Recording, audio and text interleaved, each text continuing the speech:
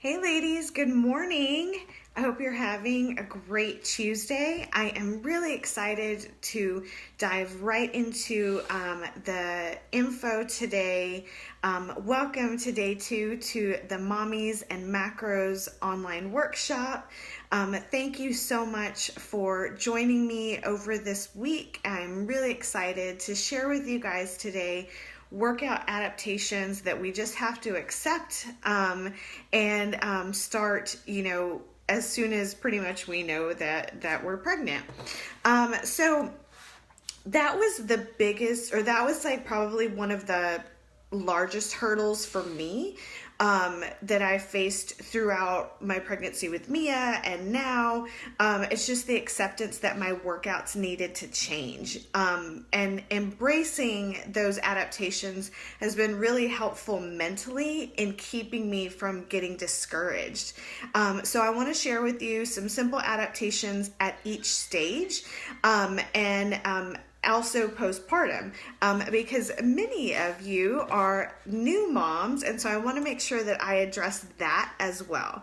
Obviously, ladies, make sure that you have the all clear from your doctor, and that it is okay for you to work out or resume, physical activity before you start any of these, okay? So the first thing we're going to talk about is the first trimester, and making those adaptations.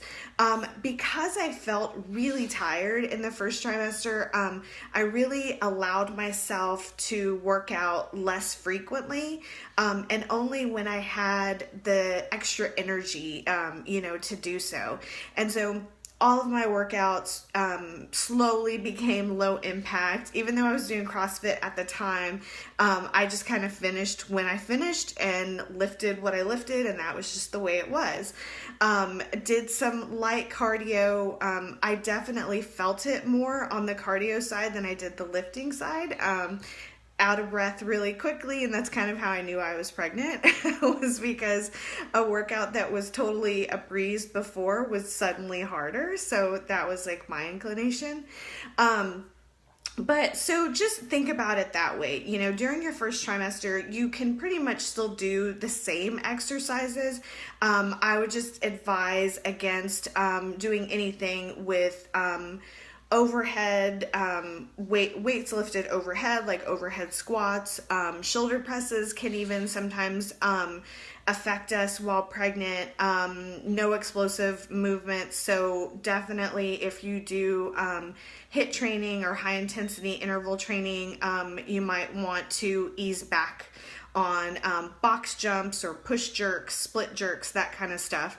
And then as far as like the overhead exercises, because our midsection is already beginning to distend, heavy weight pulling into that can also add to diastasis recti, so like where our ab muscles start to split apart for baby. So keep that in mind when you're looking at overhead work in your first trimester. So workout adaptations for the second trimester. You want to avoid anything where you are lying face up on your back, so crunches, Russian twists sometimes, depending on like how you're seated. And at this point, it's just simply because your enlarged uterus can potentially compress the vena cava that carries the blood to your heart, and so it can be dangerous for you and your baby.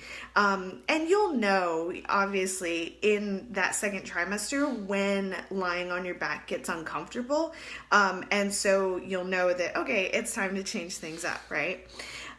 So to alleviate pressure on your back when you are doing core moves in your second trimester, I really recommend either balling up a towel and wedging that underneath your back, using a couple of pillows maybe, or a Swiss ball, or a Bosu where it's the ball that's like cut in half, just so that way your navel is above, your heart is above your navel and you're using your forearms to prop yourself up, using that kind of equipment.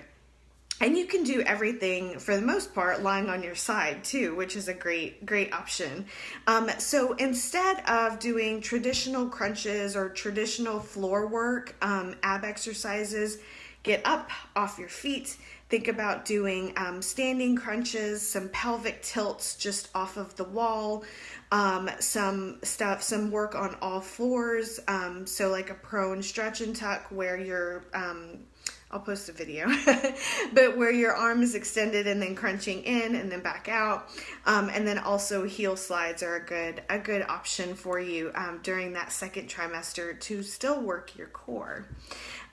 In the third trimester, I call the second trimester the honeymoon phase because I found that I had energy back. I could get through my workouts. I did have to adjust core work, but I felt good in my workouts again. The third trimester, weight is a little heavier and workouts are a little more difficult because it is hard to get into barbell squats. I don't do them now at all, just because they're uncomfortable. So thinking more along the lines of body weight stuff, full body work. You can do pretty much all of the same moves that you did in the second trimester and just carrying them over. But I really want to encourage you to begin adding in these 3 exercises in your third trimester. The first one is pelvic floor exercises, better known as Kegels. So really important because our pelvic floor is doing so much work by this time in the third trimester, working those muscles periodically throughout the day. You don't even have to really think about it. You can just, if you're sitting with maybe an older child or sitting in the car or whatever, you can just think about engaging your pelvic floor and pulling it up, up, up, counting for a couple of seconds and then slowly releasing. Another great way that I learned in my birthing class a couple weeks back was controlling your urine stream. Sorry, TMI, but yeah, that's another great way to kind of assess where you're at with your pelvic floor muscles. If you can stop midstream and how long it takes you is kind of a good gauge of, or can help you gauge where you currently are. So that's the first one, pelvic floor exercises. The second one that I want you to work on in your third trimester that I encourage you to work on is deep body weight squats or squat pauses. So squats, when we're in the bottom of our squat, it really helps to, again, engage that pelvic floor muscle, help us, for those who are delivering vaginally, helping us think everything down and everything, is relaxing as far as in our hips, so that way we're able to push the baby. And so another great option within squats is squat pauses. And so for those, you'll get down low into your squat, and then you want to pause and hold that squat for 3 to 5 seconds. You'll gradually get stronger in it. Hold that squat for 3 to 5 seconds and then drive up through your heels. So that's a great option to start working in your third trimester. Again, just make sure you're being gentle with your core work in the third trimester. Unfortunately, we still have to do it. Again, focusing on standing work or side lying core work is a great idea. It's really important for us to keep it up, even though it stinks and it's harder as we progress in our pregnancy and our bellies get in the way, but it's really important to keep up that core work in your third trimester. Okay, last portion, workout adaptations postpartum. So this is really important in terms of thinking of timeline. I personally, with Mia, went back into core work way too soon, probably sooner than I should have, and I dealt with diastasis recti, so it took a long time for my abs to come back together, and I actually have an umbilical hernia now that I think was from that core work that I did after she was born. So please be gentle with yourselves. I know that we want to get back to that pre-baby weight fast, but remember that your body needs time to recover because it has just done an amazing job. So in the first few weeks post-delivery, so we're talking 0 to 6 weeks, begin easy walks, 30 minutes, 20 to 30 minutes, 2 to 3 times a week. When Mia was born, it was in August. It was super hot, so like we would go out for walks daily, but it was kind of late in the evening, and just going for like 10 or 15 minutes because that was all I could manage at the time before I got out of breath. So thinking about going on easy walks, Kegel exercises, continued those. Post-delivery, same ones where you are pulling your pelvic floor muscles up, tightening and holding for a couple of seconds and then releasing, and doing, a few sets of those throughout the day. Pelvic tilts on the floor. And so I call those bridges. And so where you're just laying on the floor and you're slowly picking your hips up, same thing, engaging those pelvic floor muscles to pull your hips up and then back down. And then also seated lower abdominal contractions. So when you're seated, thinking about engaging your core, holding it for a few seconds and then releasing, and doing those periodically throughout the day too. I don't recommend a lot of plank or crunches or anything like that in the first few weeks post-delivery because your body is healing, your abs are healing.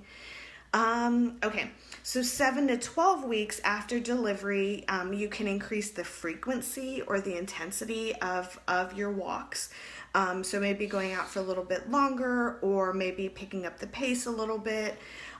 Chair squats are a great option post-delivery within those first 3 months. So that's just simply body weight squats where you're going to squat down as if you're going to sit in your chair, but then hover above the chair for a few seconds and then drive your weight back up. Super easy way to start working your glutes and your quads again post-delivery. Another one, bird dogs.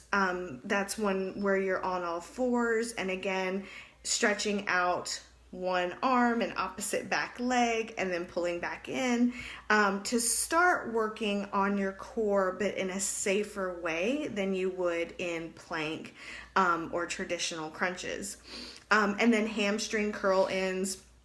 You can just use a towel or a plate, put them underneath your heels while you're lying flat on your back, pulling your heels in up to your butt and then pushing them back out. Another great way to begin to work your legs, and just, get some blood flow going. And then of course, 12 weeks post-delivery, you should now be able to safely engage in more intense workouts that, will help lead you back to your pre-pregnancy fitness level.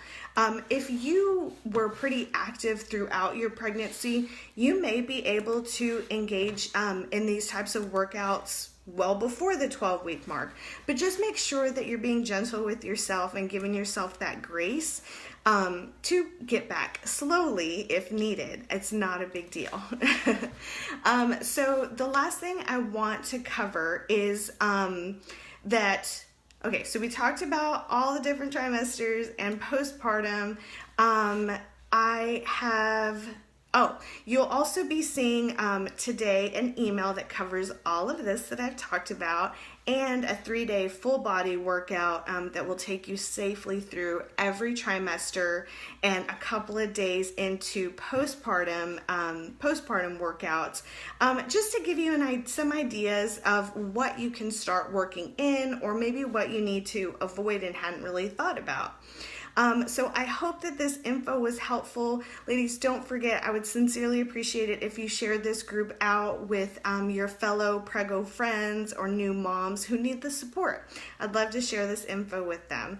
All right, you guys have a great rest of your day, and I'll see you soon. Bye.